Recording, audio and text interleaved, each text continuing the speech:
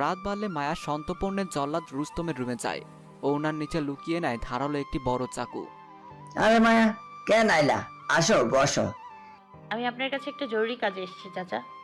কি মায়া? আপনি এই বাড়ির আমিনুল ও তার স্ত্রী কাজলকে মেরে ফেলতে সাহায্য করেছেন কেন? তা দিয়া তোর না কাম কি? কে কইছে এমন বুয়া কথা তোমারে? মায়া দেখল রুস্তমের লোভাতুর দৃষ্টি মায়ের বক্ষ যুগলের উপর নিবদ্ধ। সে বারবার জিহ্বা দিয়ে নিজের শুকনো ঠোঁটকে ভিজিয়ে নিচ্ছে। সত্যি কিনা স্বীকার করেন, নইলে। মায়া চাকুটা তাকে দেখিয়ে মাটিতে রাখল। করবো? চাকু কেন তোমার সঙ্গে? আমার মা বুঝছি, তার আগে তোমারে ভালো মতো খাইয়া যায়। আসো খুকি, সবার এত আকর্ষণ তোমার কচি দেহটার উপরে, না জানি কত মধু এর ভিতরে। রুস্তম মায়াকে চিৎ করে শুইয়ে দিল। তার দরজা বন্ধ। সে মায়ের সালোয়ার খোলার চেষ্টা করছে। এমত অবস্থায় দরজায় শব্দ করে লাথি পড়ে কারো। টিনের দরজা খুলে যায় শায়েরের বুটের আঘাতে। শায়ের ভিতরে ঢুকেই বাঘের ন্যায় গর্জন করে ওঠে। বিশ্রী ভাষায় গালি দেয় রুস্তমকে। গলা টিপে ধরে রুস্তমের। মায়া উঠে সরে যায় একপাশে। শায়ের মাটি থেকে চাকুটি হাতে তুলে নেয়। এক পোস্ট মেরে রুস্তমের গলার রক কেটে ফেলে। রুস্তম গলা কাটা মুরগির মতো তরপাতে তরপাতে মারা যায়। শায়ের মায়ের গলাও টিপে ধরে। রক্ত চক্ষু নিয়ে বলে, তুমি এর কাছে এলে কেন? সমস্যা কি তোমার? ভালোবাসি বলে মনে করো না তোমার 7 খুন মাফ। উল্টাপাল্টা চললে তোমাকে বরফ কুচি বানিয়ে নিব একদম। আপনিও মনে করবেন না ভালো লাগে বলে আপনার কোনো অপরাধ আমি টলারেট করব। কিমা বানিয়ে ফেলবো একদম কুচি কুচি করে। শীতল কণ্ঠে বলল মায়া। মায়ের কথার শানিত আঘাতে শাহের বিস্ফোরিত চোখে তাকালো মায়ের দিকে। বলল, তোমার এত দুঃসাহসী হয়ে ওঠার রহস্য আমি ভেদ করবই। মায়া শাহের কথার প্রতি উত্তর করল না। তার পাশ কেটে নীরবে গুটি গুটি পায়ে মহলের ভেতরে চলে গেল। শাহের বের হয়ে পরশকে ডাকল। থমথমে মুখে বলল, চাচা, রুস্তম মায়ের সাথে প্রচণ্ড দুর্ব্যবহার করেছে, তাই গলা কেটে দিয়েছি। গেটের সিকিউরিটি গার্ড দুজনকে ডেকে লাশ যা করার করে ফেলেন। এই দায়িত্ব এখন আপনার। তবে আপনারা 3 জন ছাড়া কেউই যেন বিষয়টি না জানে। সে নিখোঁজ বা জিন ভূতে তুলে নিয়ে মেরে ফেলেছে এটাই যেন প্রচার হয়। আচ্ছা ছোটবাবু, তাই হবে। রুস্তম মারা পড়ল বলে পরশের তেমন দুঃখবোধ হলো না। কেননা মায়া তার ভাতিজি। এতিম মায়ের প্রতি পরশের মমত্ববোধ অসীম। শাহের হাঁপাতে হাঁপাতে ঘরে গিয়ে নিজের রুমে চলে গেল। বেড সাইডে টেবিলের উপরে থাকা পানির গ্লাসটা হাতে নিল। গলা তুলে ঢক ঢক করে পুরো গ্লাস পানি খেয়ে ফেলল। কিছুক্ষণ বাদেই মায়ের হোয়াটসঅ্যাপে টুং করে মেসেজ আসার শব্দ হলো। মায়া দেখল শাহের মেসেজ। না ঘুমিয়ে থাকলে আমার রুমে আসো। মায়া ভয় পেয়ে গেল। রিপ্লাই মেসেজ দিল, ভাইয়া খুব খারাপ লাগছে, ঘুমাবো। কাল দেখা করি কলেজ থেকে এসে। ওকে, না আসতে পারলে মেসেজে বলো। রাতে কেন তুমি মহলের বাইরে গেলে? কেন রুস্তমের রুমে গেলে? কি কাজ ছিল তোমার তার কাছে? 9-6 করে আমাকে বোকা বানানোর চেষ্টা করে পরিণাম সুখকর হবে না তোমার, বুঝে নিও কিন্তু। মায়া মেসেজটা বারদিনেক পড়ল। একটু সময় নিয়ে বুক ভরে শ্বাস ছাড়ল। ফিরতি রিপ্লাই দিল মায়া। আচ্ছা ভাইয়া, সত্যি বলবো কারণটা। একটু সময় দিন আমাকে। তবে যেই কারণেই যাই না কেন, আমি রুস্তমের কাছে। তিনি আমাকে বিশ্রীভাবে টাচ করতে চেয়েছেন। শাহের মায়ের রিপ্লাই দিল, আচ্ছা মানলাম, তবে তোমাকে কেউ স্পর্শ করা থেকে মুক্ত করার একটা গুরুত্বপূর্ণ ওয়ে আমি খুঁজে পেয়েছি। কি ভাইয়া? সেটা এইভাবে বলা যাবে না, মুখোমুখি বলতে হবে। সময় করে মিট করো, আর বিষয়টা অবশ্যই গোপন রাখবে, তোমার ভালোর জন্য। নয়তো এবার আমি শত চেষ্টা করেও আমাদের বাড়িতে তোমার থাকা রক্ষা করতে পারবো না। আম্মা তোমাকে বের করে দিবেই। বাই। আচ্ছা ভাইয়া, শুভরাত্রি। বলে মায়া তন্দ্রাঘরে চলে গেল। শাহেরও লম্বা হাই দিতে দিতে নিদ্রাঘরে তলিয়ে গেল। পরের দিন সকালে মর্জিনা রুস্তমকে ডাকতে গেল। কোথাও না পেয়ে চারদিকে খোঁজাখুঁজি শুরু করলো। গেটের গার্ডরা কিছুই জানে না বলে মিথ্যা বলল তার কাছে। আঞ্জুমান শাহের রুমে গেল। উৎকণ্ঠার সঙ্গে জানতে চাইল, শুনছিস বাবা, রুস্তমকে পাওয়া যাচ্ছে না, মহলের কোথাও নেই। শাহের চোখ বড় বড় করে ফেলল। বিচলিত স্বরে বলল, কি বলছো মা, দেখি তো। বলে নিজেই উঠে গেল হন্তদন্ত হয়ে। সবাইকে জিজ্ঞেস করলো আঞ্জুমানকে পাশে রেখেই। বাকিরাও খুঁজতে লাগলো। বাড়ির বাইরে বাজারে গিয়েও কোনো হদিশ বের করতে পারল না রুস্তমের। কিছুক্ষণ পর মহলে ফিরে এলো শাহের। মায়ের সামনে রুস্তমকে নিয়ে ভাবতে লাগলো কই গেল বলে। আঞ্জুমান আরা নিজ থেকেই বলল, নাকি সে নিশিরাতে গাঁজা তাড়ি খেতে পুকুর পাড়ে গিয়েছিল, অমনি ভূতপ্রেত মেরে ফেলেছে। ঠিক বলেছ আম্মা, হয়তো এটা হতেই পারে, ইম্পসিবল কিছু নয়। পাশ থেকে কুমকুম বলল, হতে পারে না ছোট বাবু, এটা কি হয়েছে? এই লোক মাঝে মাঝে নেশা করে দক্ষিণ পুষ্করিণীতে পারে গিয়া, এদিক পারে না। নেশার গন্ধ বাড়িতে, পুরো বাড়িতে ছড়ায় পড়বো তাই। রুস্তমের কবর যেখানে যেভাবে দেয়া হয়েছে সেখানে কেউই যায় না, যদিও সেটা কবরস্থান নয়। এদিকে পরশের সাথে অল্প স্বল্প কথা বলতে বলতে মায়ার পালিত মা তফুরার সখ্যতা গড়ে। তা ধীরে ধীরে ঘনিষ্ঠতায় রূপ নিল, যা কিনা মায়ারও অন্যদের নজরে পড়েছে। তবে শাহের ও আঞ্জুমান টের পায়নি এই বিষয়টা, কারণ এই দুইজন ব্যক্তির সামনে তফুরার যাওয়া পরে খুব অল্প সময়ে। কুমকুম ও মর্জিনা তফুরাও পরশকে নিয়ে গুঞ্জন তৈরি করে, নানা মুখরোচক কথা বানিয়ে ফেলল তারা। শাহের মায়ের জন্য রোজ অপেক্ষা করে, কিন্তু নানা অজুহাতে মায়া শাহেরকে এড়িয়ে যায়। তার ভিতরে একটাই শঙ্কা, রুস্তমের বিষয়টা সত্যি বলতে গেলে সে ধরা পড়ে যাবে, মুখ ফসকে কিছু কথা বেরও হয়ে যেতে পারে। কিন্তু সেই সময় এখনো হয়নি, তাকে পালিয়ে থাকতে হবে শাহের থেকে। এভাবে মায়ের ফাইনাল পরীক্ষা সন্নিকটে চলে এলো। ভালোভাবে পরীক্ষাও শেষ হয়ে গেল। শাহেরও পরীক্ষা ও পড়াশোনায় বিঘ্ন হবে বলে মায়াকে অহেতুক কাছে রাখেনি। মায়ের জন্য তার হৃদয়টা কখনো পাথরের মতো কঠিন হয়ে ওঠে, কখনো ফুলের ন্যায় কোমল হয়ে ওঠে। এই মহলে মায়ের আগমন, এতগুলো মানুষের মৃত্যু, তার শরীরে থাকা তাবিজ, রাতে একাকী রুস্তমের রুমে যাওয়া, তার সাথে সাহসী কণ্ঠে কথা বলা, সবকিছু মিলিয়ে রহস্যময় মনে হচ্ছে মায়াকে তার কাছে। একটা নিম্নবিত্ত সাধারণ ঘরের অসহায় একটি মেয়ে কিভাবে এমন হতে পারে? মায়াও এতদিন অপেক্ষার সীমানায় দাঁড়িয়ে প্রতীক্ষার প্রহর গুনেছে একজন মানুষের জন্য। এখন পরীক্ষা শেষ, এবার ফাইনাল খেলা দেখাবে সে। হয় স্পার নয় ওস্পার। কিভাবে তাকে মারবে সে ফোন দিয়ে আসছে মনে মনে। নারী হয়ে নারীর প্রতি বিধ্বংসী হওয়ার ফল পাবে এবার হারে হারে। শাহের মায়াকে তার রুমে রাখলো, বলল, কাছে এসে বসো। মায়া বসল। আমার চোখের দিকে চাও। মায়া চাইল। কিছু দেখতে পাচ্ছ? হুম, কি? আমার জন্য অনুরাগ, ভালোবাসা, প্রেম। শাহের আপ্লুত হয়ে পড়ল। মায়ের হাত ধরে আকুল নয়নে বলল, জানি তুমি বিষাক্ত, তবুও আমি তোমাতে আসক্ত। উদ্ধার করো আমায়। মায়া বলল, কিভাবে? আমি শুধু বিষাক্ত নই জেহের, আস্ত একটা বিষের পেয়ালা, ছুতে আসলেই শেষ। ভাবেন এবার। আমি যে শেষ হতে চাই মায়াবিনী, তোমার আকণ্ঠ সুধা পান করতে চাই তৃষ্ণার্ত পথিকের ন্যায়। শাহের মায়ের কোমর পেঁচিয়ে ধরল, হ্যাঁচকা টানে মায়াকে নিজের বুকের সঙ্গে মিশিয়ে নিল। মায়ের উষ্ণ বুকে চিবুক, ঠোঁট ঘষতে লাগলো বিক্ষিপ্তভাবে। মায়া ক্ষণে ক্ষণে দুলে উঠছে, কিন্তু শাহেরকে বাধা দিল না, বরং এক নবসুখের আলিঙ্গনে নব নব শিহরে মনোপ্রাণ আন্দোলিত হয়ে উঠল। শাহের গভীরে তলিয়ে যেতে ইচ্ছে করছে নিবিড়ভাবে। শাহের টের পেল, মায়াকে বলল, যেটা তোমাকে পরীক্ষার আগে বলতে চেয়েছি সেটা এখন বলছি। বলেন শুনি। মোলায়েম কণ্ঠে বলল মায়া। তোমাকে বিয়ে করতে চাই, তাহলে তুমি আমাদের মহলের রানী হয়ে যাবে, আর কেউ তোমার সুবাস নেওয়ার দুঃসাহস দেখাবে না। ধরো এই পর্যন্ত যারা তোমাকে স্পর্শ করতে চেয়েছে বাজেভাবে, তারা সবাই জানে তুমি আমাদের একজন আশ্রিতা মাত্র, তাই দ্বিতীয়বার ভাবে না তোমাকে ছুতে গেলে। কিন্তু শাহেরের বউ হয়ে গেলে কেউ আর এমন করবে না তোমার সঙ্গে। তুমি মর্যাদার সঙ্গেই চলতে পারবে।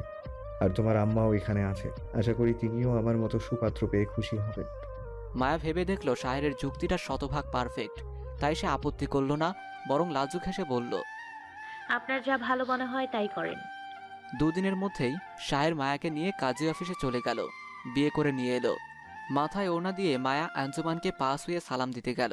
তিনি পা সরিয়ে নিলেন, শাহের সালামও নিলেন না। শাহের চলে গেল মায়ের সম্মুখ পান হতে। এরপর মায়াকে অক্ষত ভাষায় গালি দিতে লাগলেন আঞ্জুমানারা। ছোট লোক, নষ্টা, লোভী, চরিত্রহীন বলে মায়াকে নানাভাবে কটাক্ষ করল।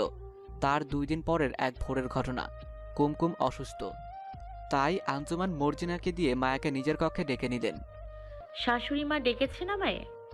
নমনীয় স্বরে বলল মায়া। এই ছোট লোকের বাচ্চা ছোট লোক, কে তোর শাশুড়ি? কিসের শাশুড়ি আম্মা? তুই আমার পুত্রবধূ হওয়ার যোগ্যতা রাখিস না। তোর পরিচয় আমার কাছে একজন আশ্রিতায়। আমাকে ডায়াবেটিসের ইনসুলিন দিয়ে ভাগ বলছি। মায়া কিছুই বলল না।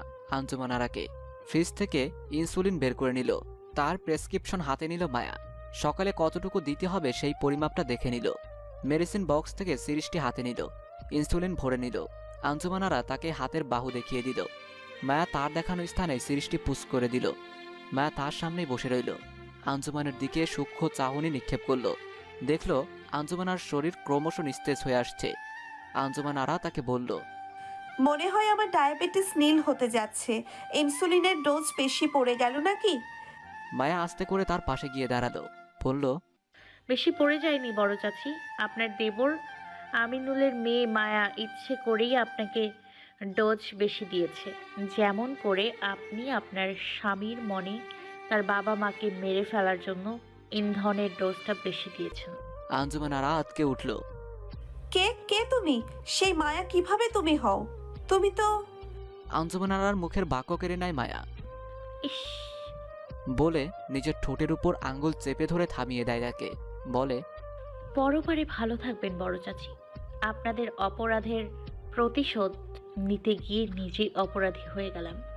চাচাকেও আমিই শেষ করে দিয়েছি, আজ তবুও শান্তি। আঞ্জুমান আরা মায়ের দিকে হা করে তাকিয়ে আছে নিস্তেজ চাহনিতে।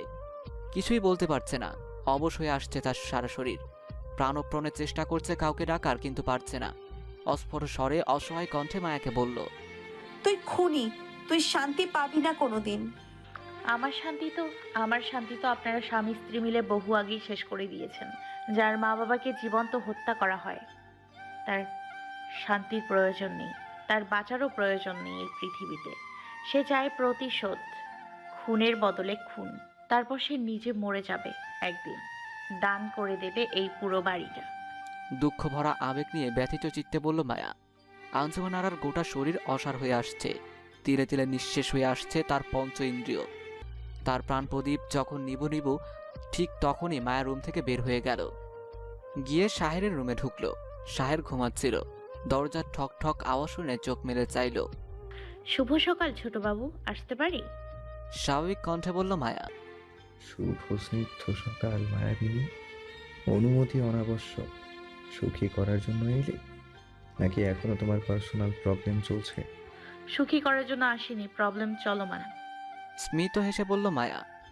আর কতদিন চলবে তাহলে? জানি না। ছল চাতুরি করা হচ্ছে না? আচ্ছা, কেন এলে বলো? এলাম এমনিতেই গল্প করার জন্য। ওহ, সুক্রিয়া প্রিয়তমা। আমি পরশ চাচা ও আশেপাশের সবাইকে জানিয়ে দিয়েছি। কি জানলেন? ভ্রুদয় নাচিয়ে জিজ্ঞেস করলো মায়া। বললাম আমাদের বাড়িতে মায়া নামের যে মেয়েটা আছে সে এখন আমার বউ। ও, খুব ভালো করেছে। শোনো, কারণে কারণে বেশ কিছুদিন হলো বাড়িতে আছি। আমি কালই ঢাকা যেতাম, কিন্তু 2 দিন পরেই যাব। ফ্যাক্টরির জিএম কে বলে দিয়েছি, তোমার অথই সমুদ্রে অবগাহন না করে কিভাবে যাই বলো? ডুবুরি হয়ে সমুদ্রের অতলে যেতে চাই, কুড়াতে চাই হিরে মণি মুক্ত দাবি সব ঐশ্বর্য। মায়ার সারা মুখ লজ্জায় রক্তিম হয়ে উঠল, মাথা নিচু করে বলল, আপনি একটা আস্ত অসভ্য। যথাজ্ঞা মহারানী, আপনার কাছে জনমভর আমি একটা অসভ্য পুরুষ হয়েই থাকতে চাই। বছর বছর বাচ্চা পয়দা করব, ক্রিকেট টিম গঠন করব, নইলে এই বিশাল বাড়ি আর মায়ামহল বিরান ভূমি হয়ে যাবে। মায়া প্রতি উত্তর দিতে গিয়েও থামতে হলো, কারণ কুমকুম উদ্ভ্রান্তের মতো রুমের ভেতরে শাহের সামনে এসে হুমড়ি খেয়ে পড়ল। কাঁদতে কাঁদতে বলল, ভাইজান ভাইজান, বেগম সাহেবা মরে গেছে। মায়ের মৃত্যু সংবাদ পেয়ে শাহের উন্মাদের মতো মায়ের শিওরে গিয়ে আশ্রে পড়ল। তার পিছন দিয়ে প্রায় দৌড়ে মায়াও এলো, মিছে কান্নার ভান করল।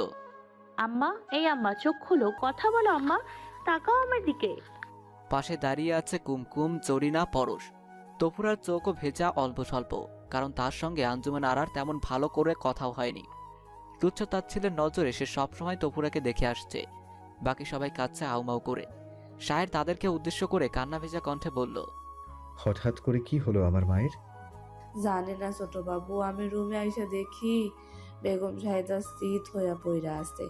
নড়াচড়া করার কোনো সাড়াই পাইলাম না, তাই জরিনারে ডাকলাম, পরে আপনারে ডাকলাম।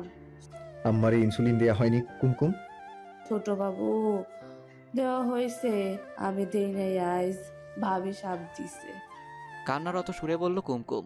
মায়া পাশ থেকে অশ্রুসিক্ত কণ্ঠে বলল, হ্যাঁ, আমি মাকে ইনসুলিন দিলাম, দিয়ে বের হয়ে গেলাম। উনি তো সুস্থই ছিলেন, আমার সঙ্গে কথা বললেন। শাহের আর কোনো কথাই বলতে পারল না। হাত জোর করে মাকে গাড়িতে করে হাসপাতালে নিয়ে গেল। ডক্টর পরীক্ষা করে তার মাকে মৃত ঘোষণা করল। কারণ হিসেবে জানতে পারল ডায়াবেটিক্স থাকার জন্য সুগার ফল্ট করেছে তার মায়ের। সে ডক্টরকে জিজ্ঞেস করলো সুগার ফল্ট করার কারণ কি। ডক্টর বলল, রক্তের শর্করা, ব্লাড সুগার বা সুগারের মাত্রা হঠাৎ করে এনি টাইম কমে যেতে পারে। নিশ্চিত কোনো কারণ লাগে না সুগার ফল করতে। তবে আরেকটা গুরুত্বপূর্ণ বিষয় হলো শরীরে ইনসুলিনের মাত্রা বেশি হলেও মৃত্যু হতে পারে। আবার সেই অনুযায়ী টাইমলি খাবার না খেলেও মৃত্যু হতে পারে। শাহের চুপ হয়ে গেল। মায়ের নিথর দেহ নিয়ে বাড়িতে চলে এলো। তার মায়ের মৃত্যু সংবাদ দূর দূরান্ত পর্যন্ত পৌঁছে গেল। শত শত উৎসুক মানুষের জটলা লেগে গেল বাড়ির ভেতরে। মায়ামহল নিয়ে নানা রকম মুখরোচক আলোচনা সমালোচনার ঝড় উঠল। মায়ামহল নামের বাড়িটায় ভূত প্রেত আছে নাকি? এই বাড়িতে একে একে সব মানুষের মৃত্যু হয় কেন? থানা পুলিশ জানানো দরকার। কি ভুতুরে কর্মকাণ্ড হচ্ছে সব। সেদিন বিকেলেই আঞ্জুমানের লাশ দাপন হয়ে গেল। সারাদিনের অভুক্ত শাহের জীর্ণ শীর্ণ বেদনার্ত মলিন মুখ থেকে থেকে ফুপিয়ে ফুপিয়ে কাঁদছে। নিকট আত্মীয়রাও একটু পর পর আঞ্জুমানারা নানান স্মৃতিচারণ করছে। মহলে তফুরা ও পরশের কর্তৃত্ব বেড়ে গেল। পরশের চাকর মনোভাব দূর হয়ে গেল। তার আচরণ হয়ে গেল মহল পরিবারের কর্তাবাবুর ন্যায়। তার শির দ্বারা উঁচু হয়ে গেল। পানি দিতে দিতে নুয়ে পড়া বৃক্ষ সোজা হয়ে যাওয়ার মতো সে বুক টান টান করে চলতে লাগলো। ছোটবাবু না বলে শাহেরকে নাম ধরে ডাকতে শুরু করলো। শাহের বিষয়টা মাথাতে গেঁথে রাখলো আপাতত, পরশকে কিছু না বললেও। মায়া শাহের নিকট এসে দাঁড়ালো, আর্দ্র কণ্ঠে বলল, সারাদিন কিছু মুখে দেননি, খাবার নিয়ে আসি। শাহের কন্দ্রনরত চোখে মায়ের মুখ পানে চাইল। ভাবল, পুরুষরা মারা গেলে মায়ের জন্য, কিন্তু আম্মা তো নারী। মায়া আম্মাকে কেন মারবে ইনসুলিনের ডোজ বাড়িয়ে দিয়ে? পাশে মায়া ভুল বুঝবে এই ভেবে মায়াকে সরাসরি কিছু বলতেও পারছে না। কিছু ভাবছেন আপনি? না মায়া, ভালো লাগছে না, খাবো না, তুমি চলে যাও, আমি একাকি থাকতে চাই। রাতে কি আপনার সঙ্গে ঘুমাবো? আপাতত না, মন চাইলে আমি ডাকবো। মায়া চলে গেল চিন্তিত মনে। মাকে হারিয়ে শাহের এলোমেলো হয়ে গেল। জীবন যাপনের ছন্নছাড়া ভাব চলে এলো। চুলগুলো থাকে উস্কো খুস্কো। নির্ঘুম রাত কাটে। দুই চোখের নিচে কালি পড়ে গিয়েছে। উদাস হয়ে থাকে দিবানিশি। আনমনে চেয়ে থাকে শূন্যের পানে।